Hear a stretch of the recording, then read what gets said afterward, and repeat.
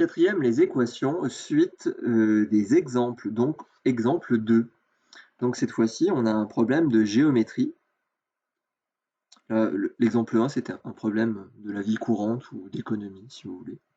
Voilà, donc exemple 2, on vous dit soit un rectangle ABCD, tel que AB égale x moins 3. Donc là, on vous donne déjà l'inconnu, il n'y aura pas besoin de faire le choix de l'inconnu.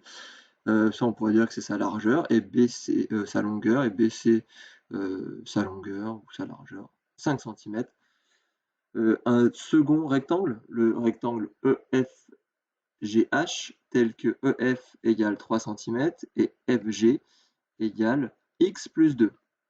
Donc question 1, déterminer une valeur de x, la valeur de x pour laquelle les rectangles ont la même aire. Et question 2, déterminer la valeur de x pour laquelle le périmètre de ABCD est le double de celui de EFG. Mais je crois que j'ai pas fait la question 2. Bon, on va faire seulement la question 1. Donc allons-y. Je vais copier-coller ça.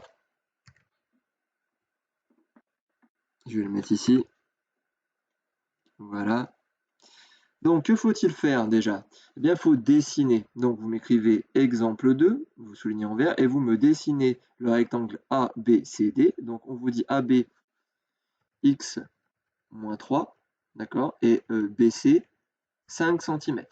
Deuxième rectangle, EFGH. Bon, c'est pas la peine de respecter les longueurs. D'ailleurs, vous ne les connaissez pas. Vous ne connaissez pas AB, vous ne connaissez pas DC, donc. Et là, on ne connaît pas EF. Par contre, on va marquer EF 3 cm, sinon c'est FG qu'on ne connaît pas, et FG, là, vous me marquez bien X plus 2. C'est l'énoncé. Je viens simplement de faire une figure qui correspond à l'énoncé. J'ai deux rectangles, une longueur, une largeur pour ABCD, et la longueur, la largeur pour EFGH. Qu'est-ce qu'on ne connaît pas? On ne connaît pas AB, parce que c'est en fonction de x, x moins 3, et on ne connaît pas non plus FG, parce que c'est en fonction de x, x plus 2. Et on vous dit, déterminer la valeur de x pour laquelle les rectangles ont la même aire. La même aire. Donc déjà, je traduis ça.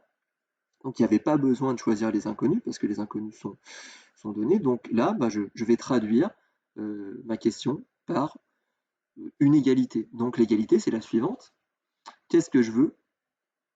Je voudrais que les aires soient égales. Donc j'écris l'aire de ABCD égale l'aire de EFGH. D'accord? Et maintenant, on va voir comment on calcule l'aire. Donc je vous rappelle, programme de primaire, revue en 6e, revue chaque année. L'aire d'un rectangle, c'est la longueur multipliée par la largeur. Donc la longueur AB, largeur BC. Pour EFGH, pareil, longueur par largeur, donc EF fois FG. Maintenant, on va remplacer ces longueurs par les valeurs ou par les expressions. Donc AB, c'est quoi? C'est x moins 3. Donc x moins 3 fois 5. Attention, surtout, il ne faut pas oublier les parenthèses. Ne pas oublier les parenthèses. On l'avait déjà vu dans le chapitre sur le calcul littéral. N'oubliez pas les parenthèses, n'oubliez surtout pas les parenthèses. On peut même l'écrire. Ne pas oublier les parenthèses. D'accord? Autour donc des longueurs. Parce que si on ne met pas les parenthèses, là par exemple, il n'y aurait que moins 3 qui serait multiplié par 5, et donc ça serait faux. C'est le tout qui est multiplié par 5, et d'ailleurs on va obtenir une simple distributivité. Exactement. Et donc le deuxième, EF, 3 fois x plus 2. Et là pareil, on n'oublie pas les parenthèses. Si je ne mets pas les parenthèses, il n'y a que x qui est multiplié par 2. Voilà, donc je vais effectuer mes distributivités. C'est des simples distributivités. Donc là, je fais d'abord 5 fois x. 5 fois x, ça me donne 5x. Ensuite, je fais 5 fois 3. Non, je ne fais pas 5 fois 3. Je fais 5 fois moins 3. Et 5 fois moins 3, ça me fait moins 15. Ok. Pareil dans le deuxième membre, distribution, je fais 3 fois x. 3 fois x, 3x. Plus 3 fois 2, 3 fois 2, 6. Et maintenant, j'ai bien une équation. J'ai réduit les membres, ok. J'ai développé. Est-ce qu'il faut que je réduise? Bah non. Alors on va commencer par quoi? On va commencer par se débarrasser du moins 15. Si vous voulez commencer par le 3x, vous pouvez, mais bon, moi j'ai commencé par ça. Donc comment je me débarrasse de moins 15? Eh bien en faisant l'opération opposée, c'est-à-dire en ajoutant plus 15 dans les deux membres.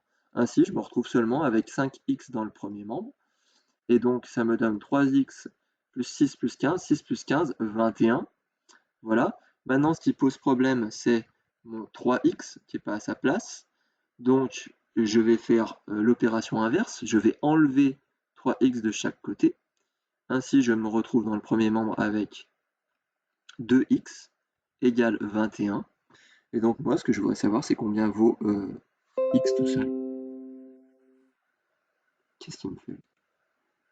Voilà, donc x tout seul, je divise par 2. Voilà. Et x 21 divisé par 2, ça me donne 10,5. Très bien, donc ça c'est la valeur de x pour laquelle mes deux rectangles auraient la même aire. On va faire la vérification.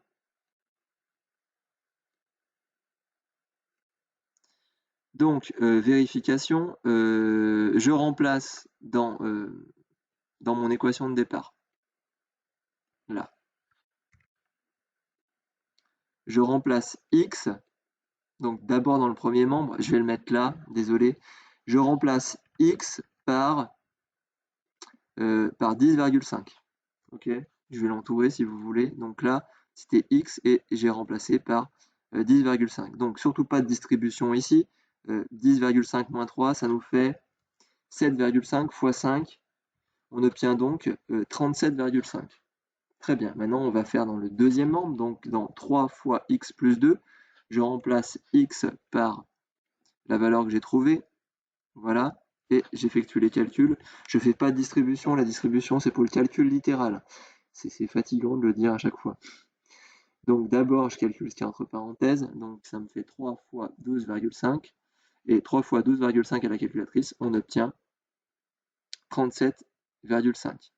Conclusion, bah ça marche. La valeur de x pour laquelle les rectangles ont la même aire est x égale 10,5 cm. N'oubliez pas l'unité. C'est quoi en fait c'est quoi 37 là? 0,5.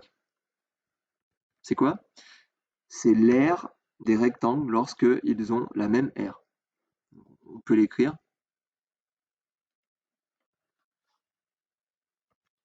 37,5 centimètres carrés est l'aire des rectangles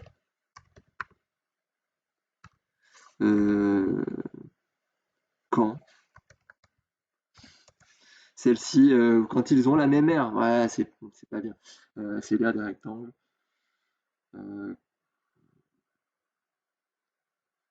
Quand celle-ci est égale. Quand ils ont la même aire. Ça veut rien dire, mais on comprend. Désolé. Donc pas confondre, ça c'est la vérification. Effectivement, là j'ai calculé l'aire de ABCD, là j'ai calculé l'aire de EFGH, et on trouve bien la même aire, donc ça marche pour la valeur 10,5. Voilà pour l'exemple 2 et la question 1. Éventuellement, peut-être dans une prochaine vidéo, on fera la question 2, mais peut-être pas. Voilà.